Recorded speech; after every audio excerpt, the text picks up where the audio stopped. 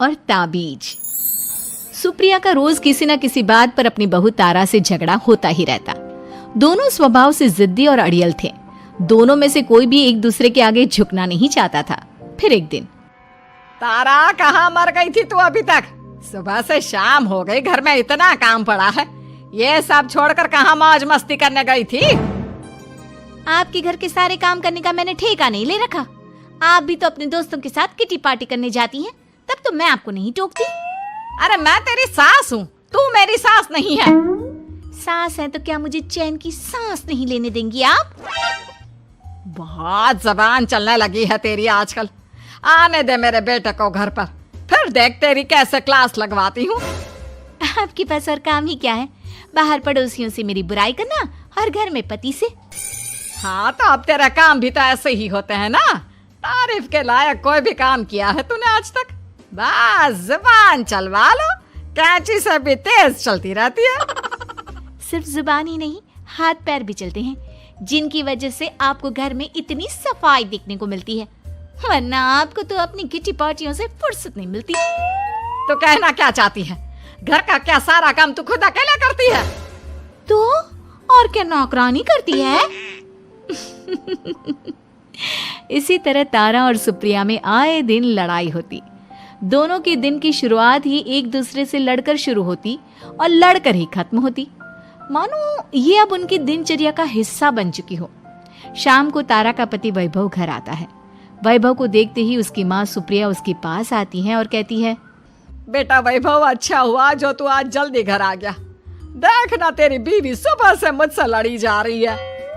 माँ की बातें सुनकर वैभव तारा को जोर जोर से आवाजें देने लगता है। क्या हुआ जी, इतना चीख क्यों रहे हो? तारा, तुमने आज फिर माँ से लड़ाई की? अरे लड़ाई मैंने नहीं की, शुरुआत पहले इन्होंने की थी। समझा दीजिए अपनी माँ को। मुझे कहीं भी आते जाते टाइम टोके नहीं, वरना मैं अपना सामान बांधकर मायके चली जाऊंगी। इतना कहकर तारा वहां से चली जाती है। ये सब क्या चल रहा है माँ? किसी दिन मैं आप लोगों के चक्कर में जरूर पागल हो जाऊंगा। आप लोग कभी प्यार से क्यों नहीं रहते? अरे वो हमेशा मेरी बातों का उल्टा जवाब देती है बेटा। अब तू ही बता मैं क्या करूं? तो आप उसे ताने मारती ही क्यों है माँ? वाह बेटा वाह, तुझे मेरे ताने दिखते हैं, उसका बात करने का तरीका नहीं दिखता। देखा नहीं वो किस तरह से बात करती है मुझसे? मुझे माफ कीजिए माँ, मुझे आप दोनों के बीच में पड़ना ही नहीं है। आप दोनों ही एक जैसे हो। इतना कहकर वैभव वहां से चला जाता है। वैभव के जाने के बाद सुप्रिया सोच में पड़ जाती है। धीरे धीरे समय बीतने लगता है और एक दिन सुप्रिया को पता चलता है कि उनके गांव में एक महात्मा ठहरे हुए हैं जो वशीकरण करना जानते हैं। तो सुप्रिया भागते हुए उन बाबा का पता ढूंढने निकल पड़ती है। इस बात की खबर जैसे ही तारा को चलती है, वो भी उस बाबा की खोज में निकल पड़ती है। अगले दिन सुबह, आज तारा और सुप्रिया दोनों ही बहुत अच्छे मूड में होती है। ना सुप्रिया तारा को देखकर कोई ताना मारती है, ना तारा अपनी सास से बेवजह उलझती है। दोनों मिल बांट कर रसोई में काम करती हैं। भाई तारा, जरा मुझे वो चाय पत्ती पकड़ाना। ये लीजिए माँ जी, क्या आप मेरे लिए भी चाय बना देंगी? अरे हाँ हाँ, क्यों नहीं। इसी तरह दिन बीतते हैं और दोनों का रिश्ता भी निखरने लगता है। ऐसे ही देखते 3 महीने बीत जाते हैं। आजकल ये मैं क्या देख रहा हूँ? अचानक आप दोनों के बीच इतना प्यार कैसे हो गया? एक दिन था जब कभी माँ आप तारा को ताने देते देते नहीं थकती थी, और तारा तुम पहले तो कितना उलझती थी माँ से, तो अब ये अचानक क्या हो गया आप दोनों को? अरे यह सब तो एक बाबा का कमाल है, जिसने मुझे ये ताबीज दिया था। सुप्रिया के हाथ में बंधा ताबीज देखकर तारा चौंक जाती है।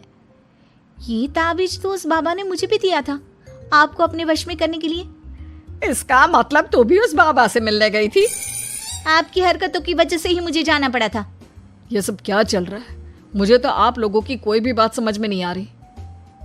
सुप्रिया वैभव को सारी बात बताते हुए कहती है, अरे जैसे ही मुझे पता चला कि हमारे गांव में जाने माने तांत्रिक बाबा आए हुए हैं जो वशीकरण करना जानते हैं, तो मैं बिना देरी किए उनके पास चली गई और बहू को अपने वश में करने की इच्छा उनके सामने रखी, जिससे ये मेरी हर बात माने।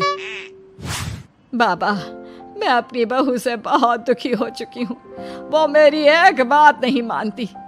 आप कुछ ऐसा कीजिए बाबा जिससे मेरी बहू मेरी हर बात मानने लगे। पहले आप मुझे अच्छे से बताइए, आपको अपनी बहू से आखिर परेशानी क्या है?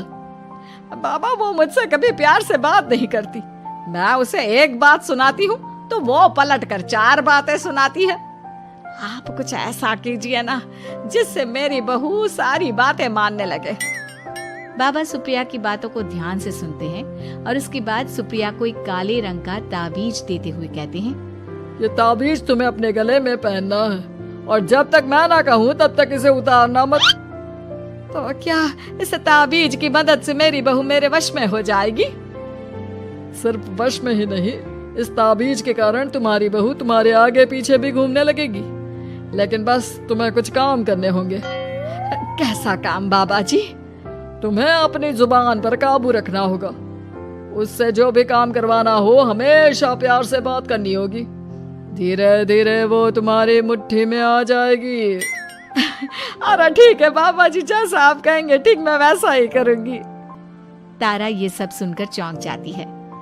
ऐसा ही कुछ तो मेरे साथ भी हुआ था जब मैं उस बाबा से मिलने गई थी। बाबा जी, मैं अपनी सास से बहुत तंग आ चुकी हूँ। वो हर रोज किसी न किसी बहाने मुझसे लड़ती रहती हैं। आप प्लीज कुछ ऐसा करिए ना जिससे मेरी सास सुधर जाए और मुझे बेवजह टोकना बंद कर दे। तारा की ये बातें सुनकर पहले तो बाबा सोच में पड़ जाते हैं। उसके बाद वो तारा को भी काले रंग का ताबीज पकड़ाते हुए कहते हैं, ये लो बिटिया, इसे अपने गले में पहन लो और जब तक मैं तुम्हें इसे उतारने के लिए ना बोलूं तब तक इसे उतारना नहीं।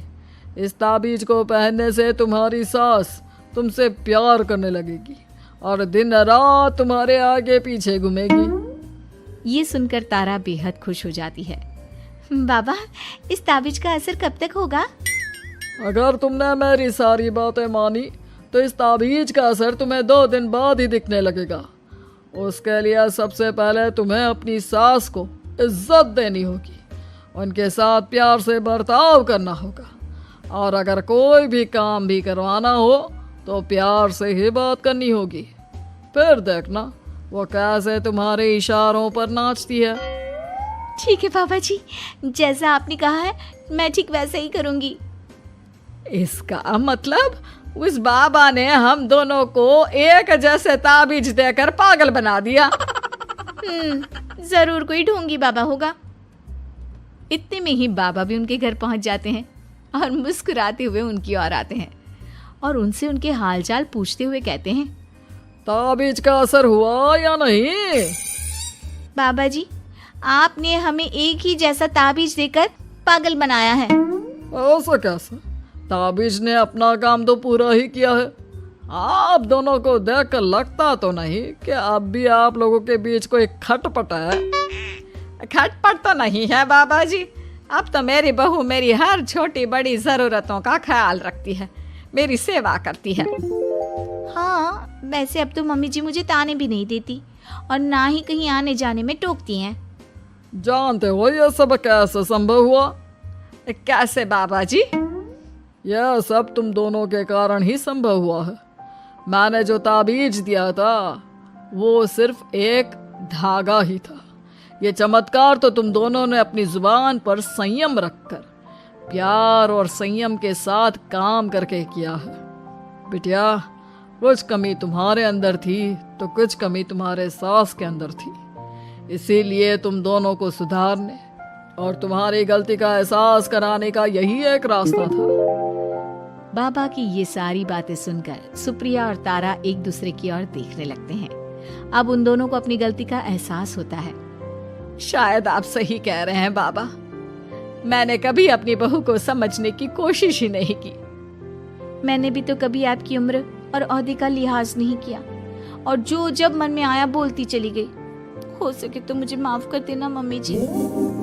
चलो फिर, अगर सब ठीक ही हो गया है तो बाबा जी अब आप भी वापस अर्जुन बन जाइए। वैभव की बात पर बाबा अपनी नकली दाढ़ी हटाते हैं तो उसे देखकर सास बहू हैरान रह जाती हैं। अरे अर्जुन भैया, आप? हाँ भाभी, आप दोनों के रोज रोज वाले झगड़ों से परेशान होकर एक दिन मेरे इस दोस्त ने एक प्लान बनाया और मेरी मदद मांगी, तो मैं इनकार कैसे कर सकता था। और देखिए आज उसका नतीजा हम सबके सामने है। सब जोर जोर से हंसने लगते हैं।